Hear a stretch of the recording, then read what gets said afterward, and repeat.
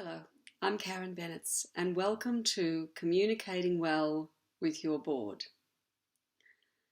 Before we begin, I'd like to acknowledge the traditional owners of the land on which I'm located today, the Taungurung people, members of the Kulin Nation and the First Peoples of the Rivers and Mountains. I pay my respects to their elders past, present and emerging.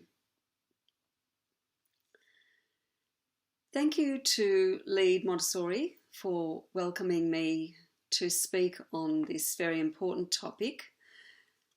I've been a company director for about 17 years, and perhaps like some of you, I began my Montessori journey as a parent.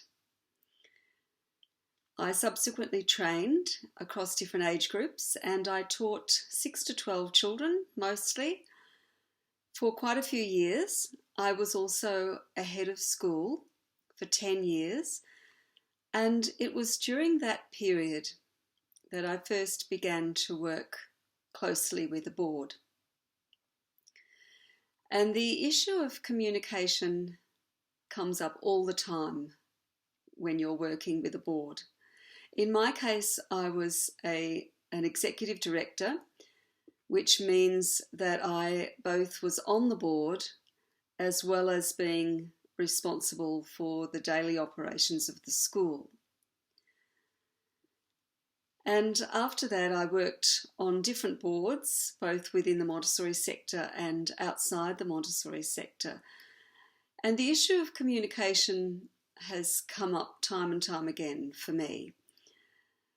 So I think that I see a relationship between the quality of communication that we have and the performance at leadership level.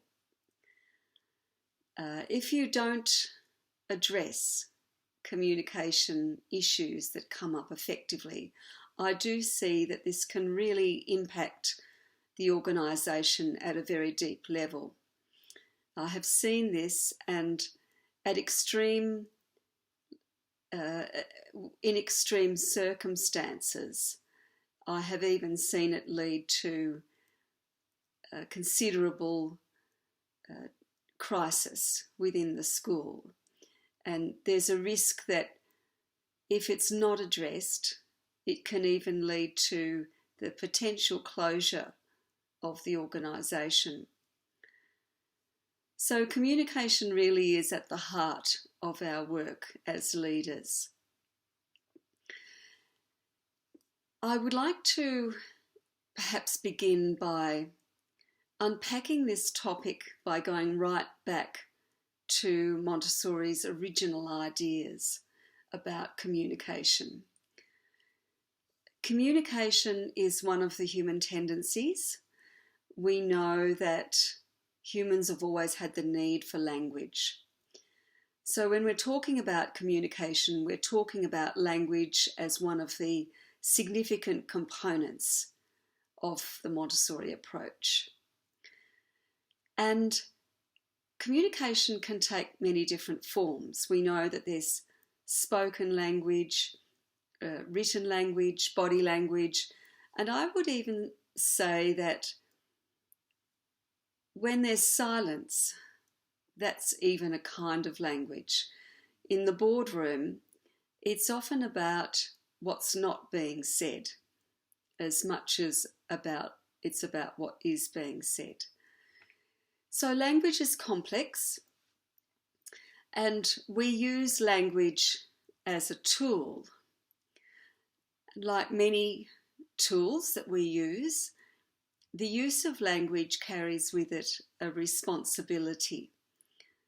So that gives rise to a moral dimension with our communication to and from a board. Language is also complicated by the fact that it evolves constantly. It's dynamic.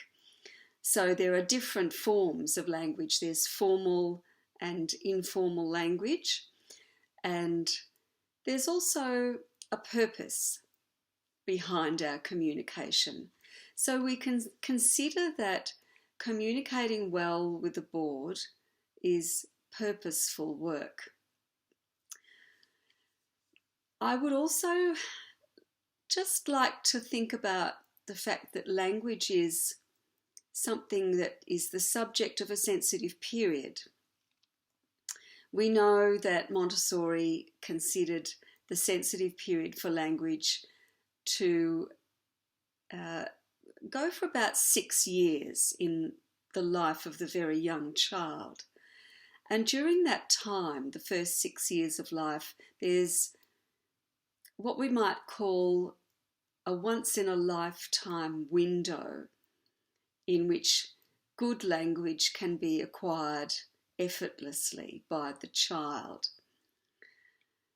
And that's relevant for us working at leadership level, because we know that stepping up to leadership, whether it's as an executive or as a board member, we're often embracing much wider domains in which we have to acquire new language. It might be the language of law or finance, or the language of compliance.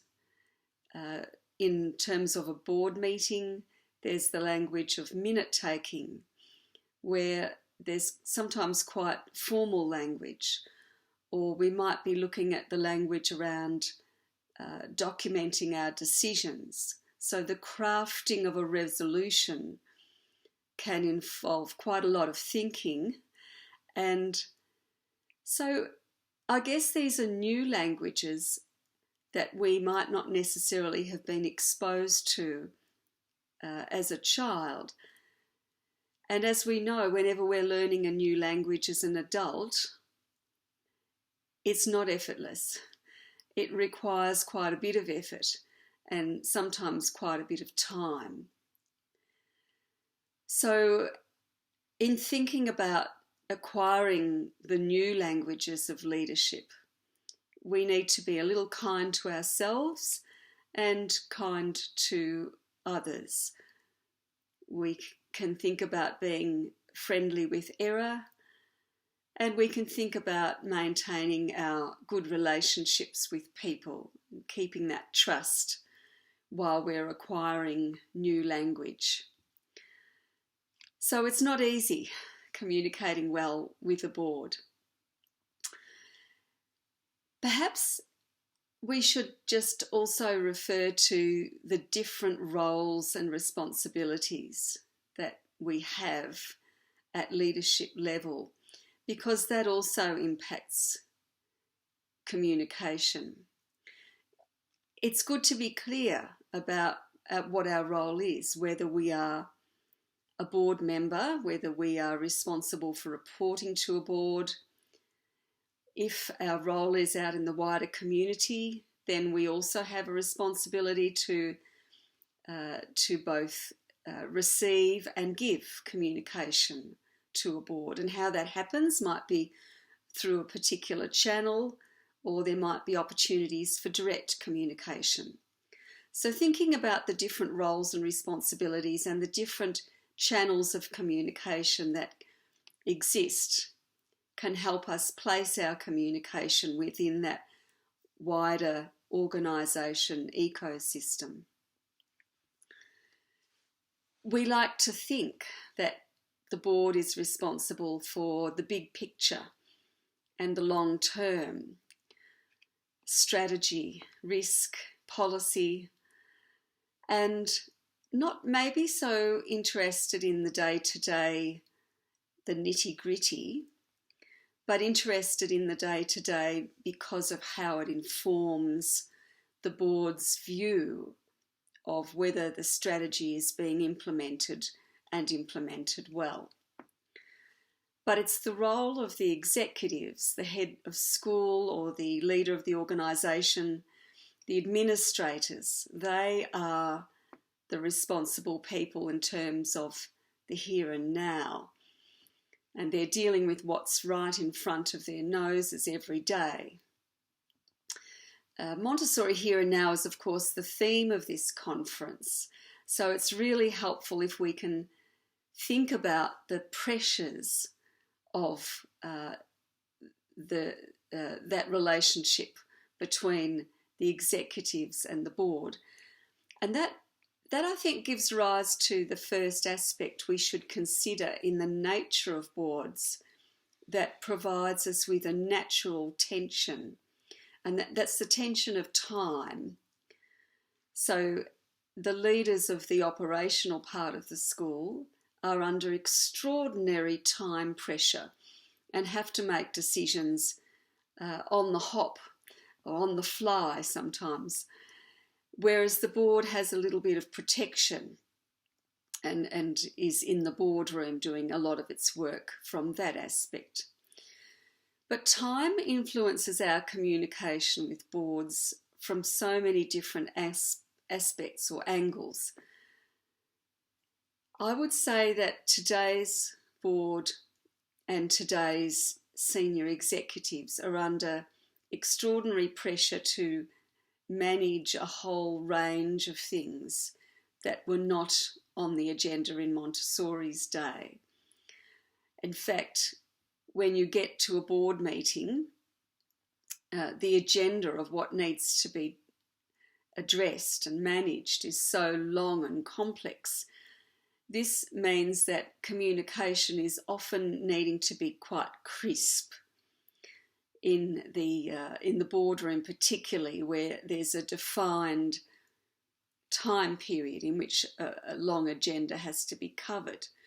So whether it's a member of the board or whether it's a member of management, sometimes we forego all those lengthy social niceties in order to get straight to the point in our communication, because there may only be an opportunity for a board member or an executive to make one or two comments before the chair will move the agenda on in order to make sure it's covered.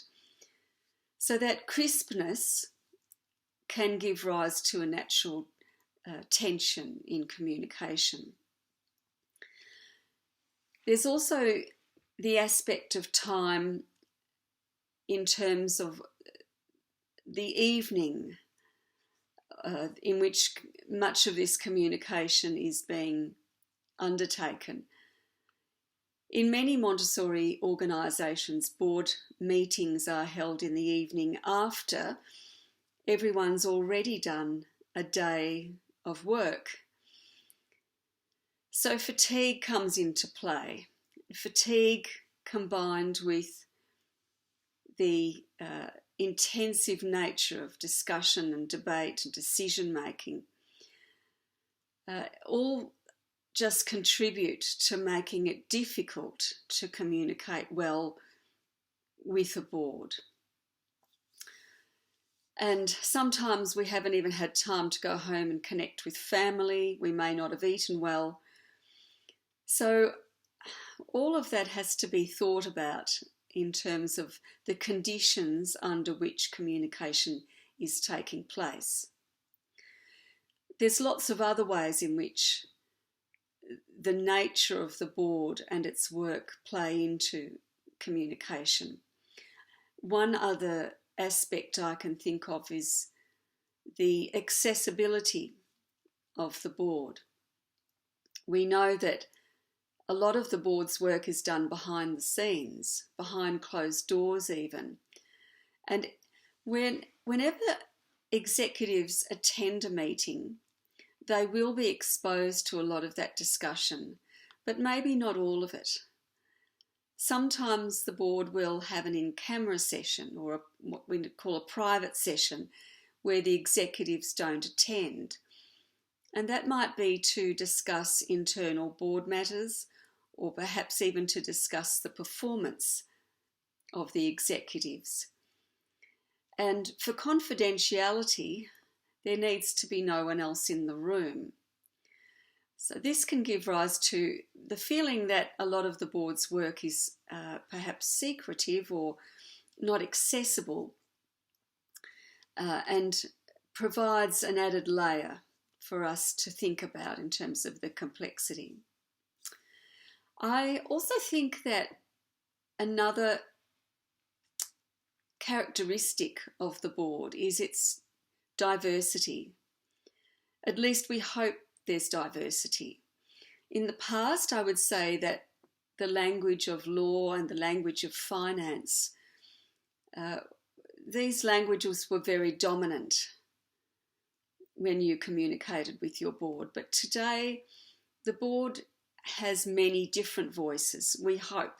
We want those perspectives, those diverse perspectives to be on the table, because the more diversity we can get in the boardroom, the more potential there is for good decision making.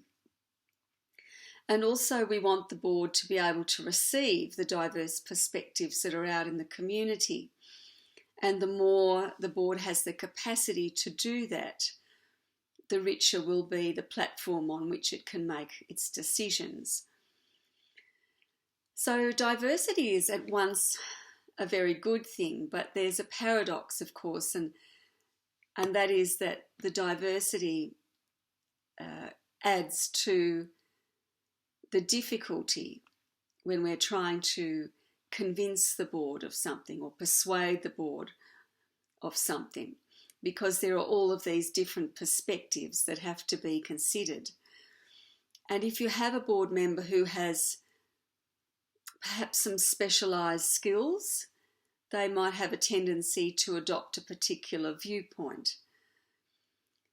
So I guess I'm trying to make the case that communicating with the board means being aware of diverse perspectives on both sides, and that makes the channel of communication broad and rich, but it means maybe extra time might be needed for all of the discussion to play out.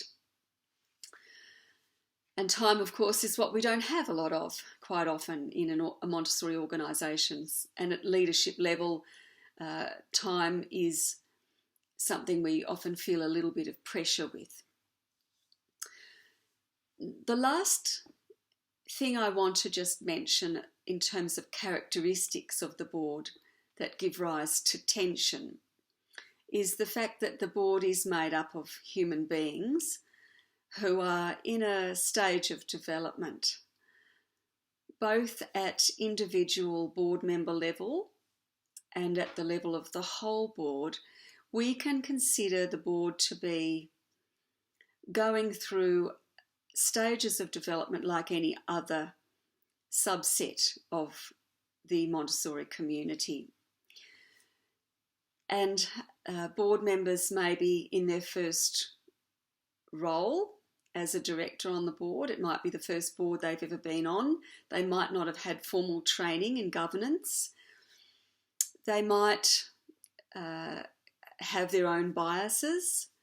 They might be people who wear multiple hats in the school or the organisation, and that can give rise to conflicts of interest.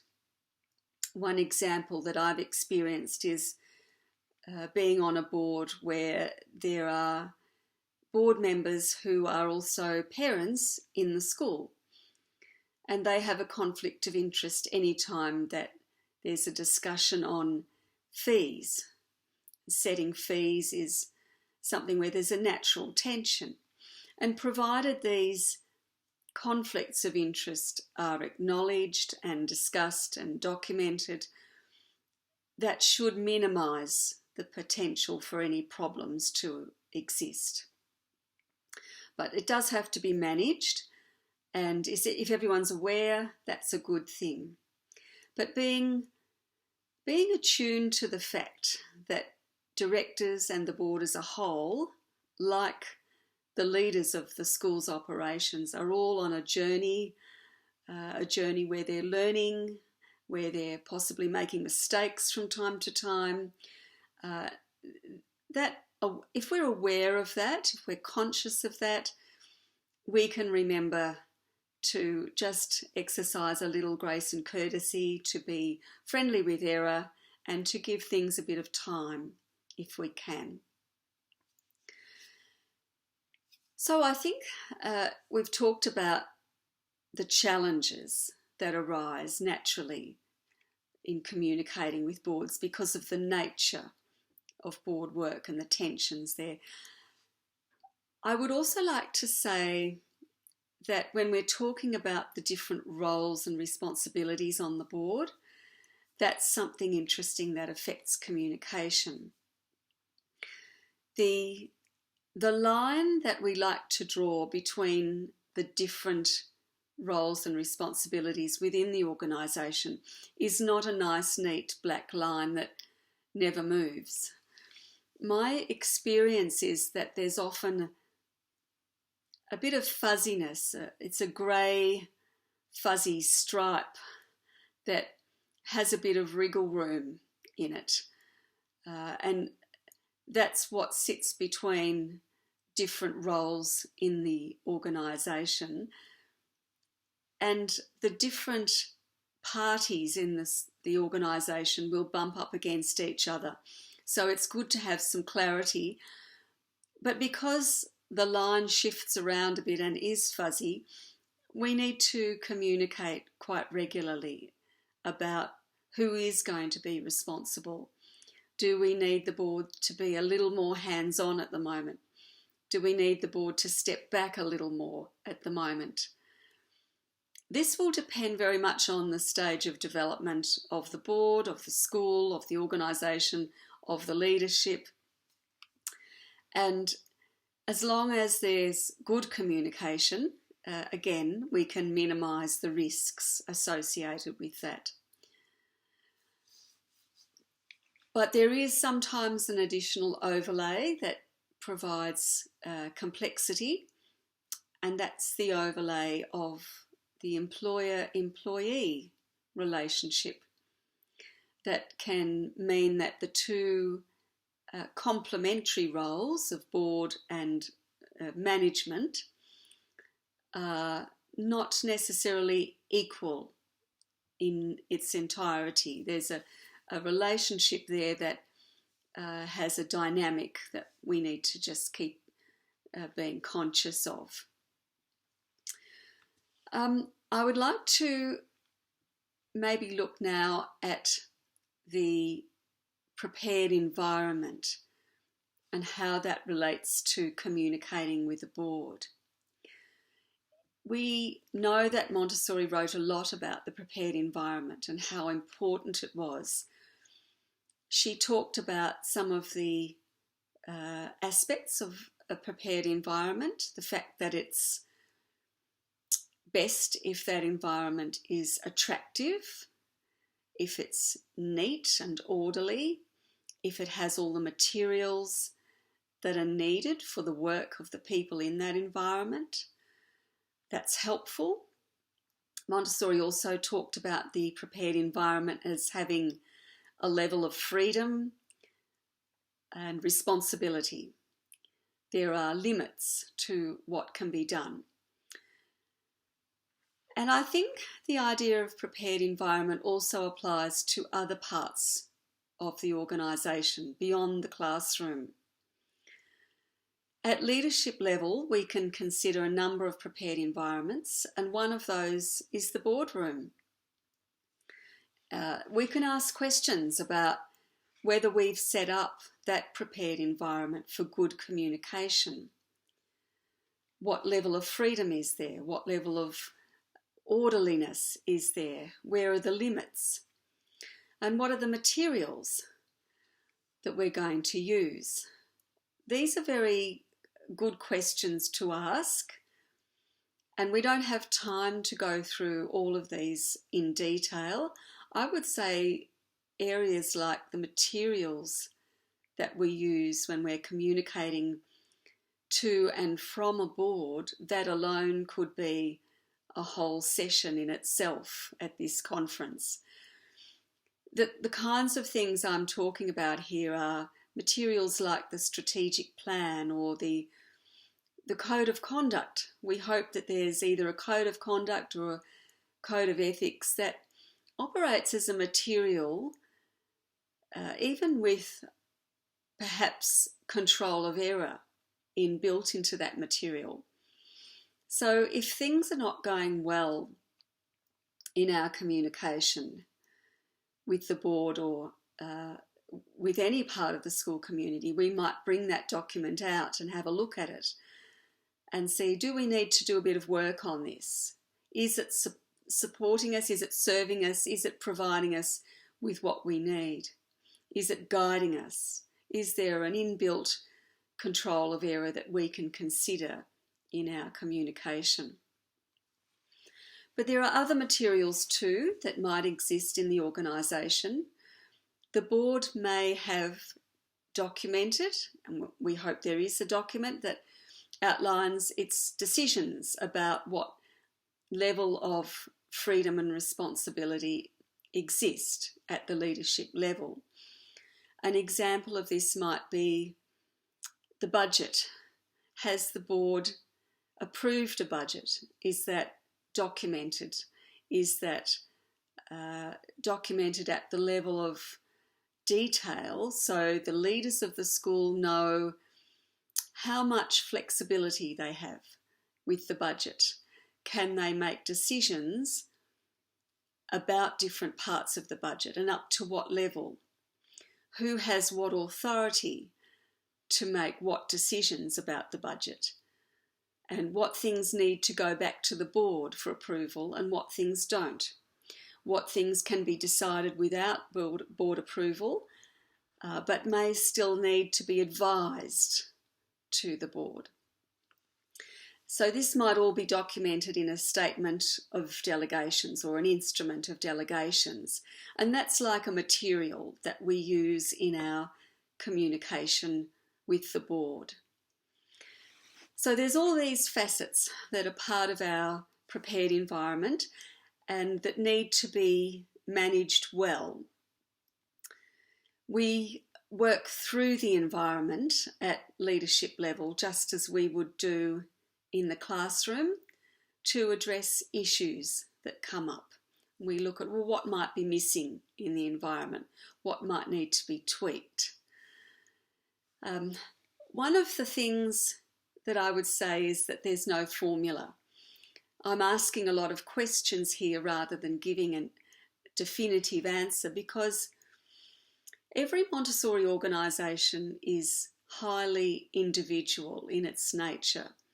As I mentioned before, each organisation is in a stage of development, and through observing where your community is at, you can start to answer some of these questions about communication and whether the prepared environment is set up well for good communication.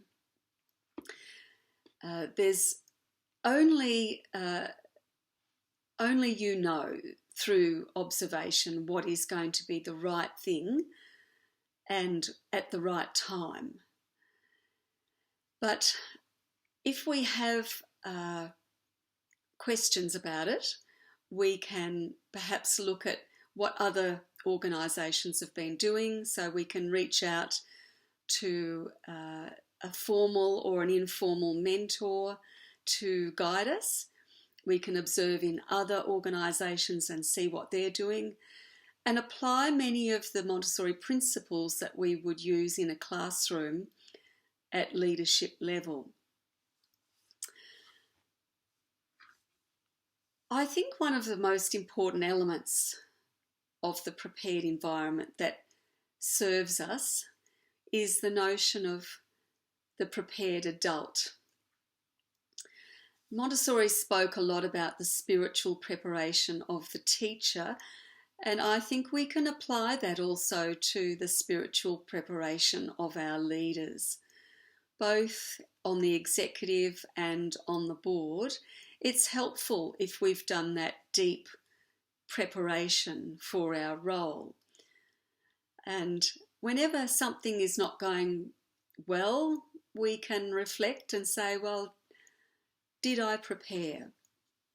Did I think about what I needed to do in my own preparation for good communication?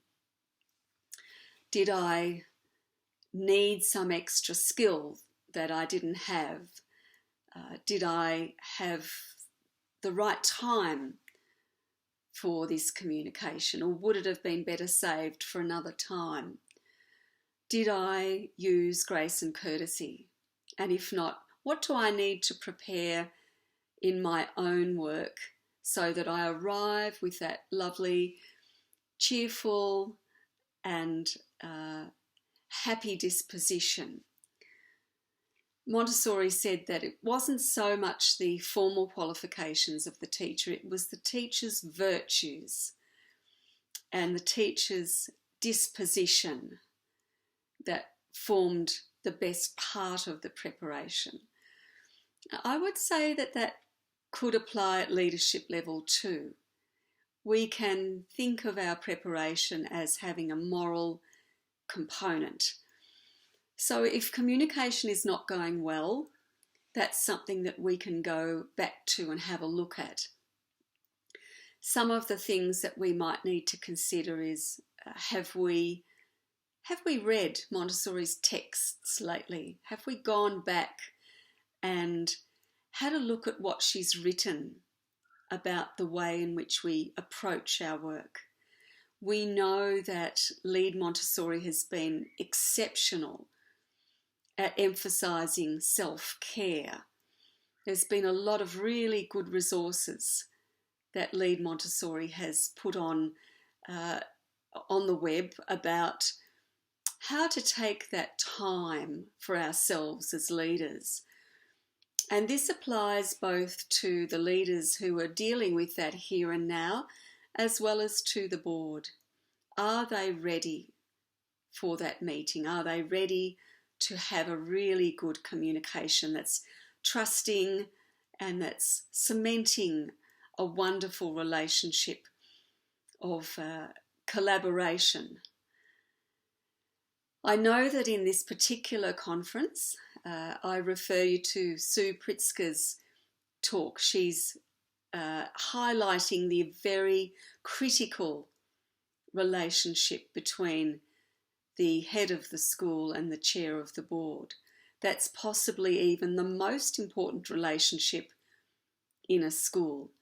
And we hope that communication is going very well in both directions within that relationship. And if it's not, it's a red flag for sure. So self-care, observation, trusting relationships, these are all the components for good communication with the board. I would say that there are times when disagreements arise, and that is definitely a characteristic of working between and with groups that have diversity and different roles, a different emphasis in their work. When disagreements arise, we want to be able to express that in a very helpful way. We want to disagree without being disagreeable, and that can be really challenging if trust is not there. So using grace and courtesy to build trust is something I want to talk about a little bit more before we finish up. Grace and courtesy is a non-negotiable. It's a non-negotiable in our classrooms, and it's non-negotiable at leadership level. Grace and courtesy is, I would say, the foundation for moral development. That is very much a Montessori view about communication, that we're using grace and courtesy based on respect for each other's role.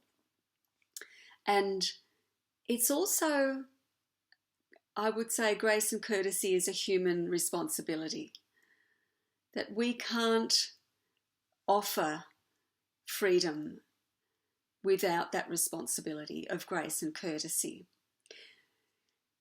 How do we know that it's happening? Well, grace and courtesy is a sign of equilibrium. It's a sign that the balance is there between mind and body. I know that there have been times when I've worked on a board where I've felt discomfort, and that means that something's out of balance.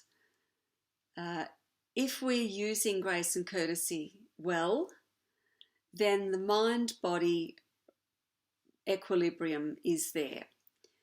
So if we're feeling stress in our communication, if things are not going very well in our communication with the board and we're feeling physical symptoms, if that doesn't sort itself out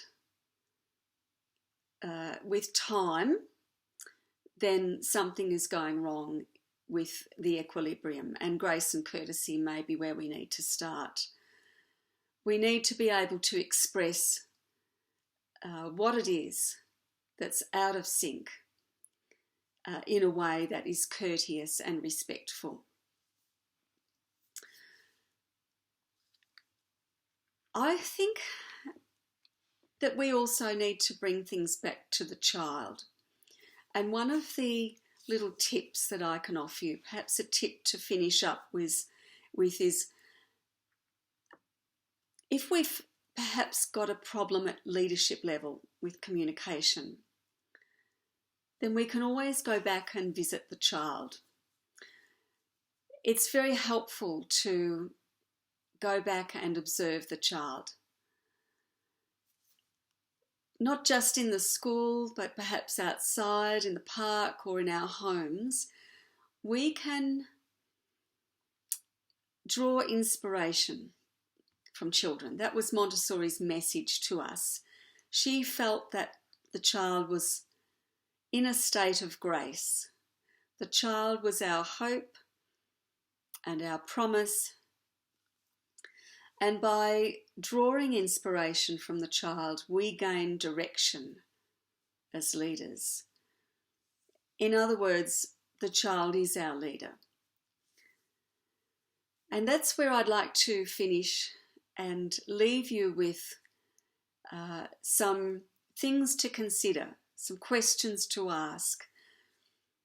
In your organisation, is that prepared environment set up for the purposeful work of doing good communication? Are all the people involved clear about their roles, their responsibilities? Is grace and courtesy happening? And if not, what do we need to put in the environment to make sure it happens? Have we prepared ourselves? All of these questions are ongoing, and there's no magic formula, as I mentioned earlier. But drawing inspiration from the child to give us direction, to remind us that we are all, despite our different roles, we are all there for the same vision and mission. And hopefully that will give us a guide as to how we can address communication and keep improving that for the benefit of serving children. Thank you very much for the opportunity to speak today.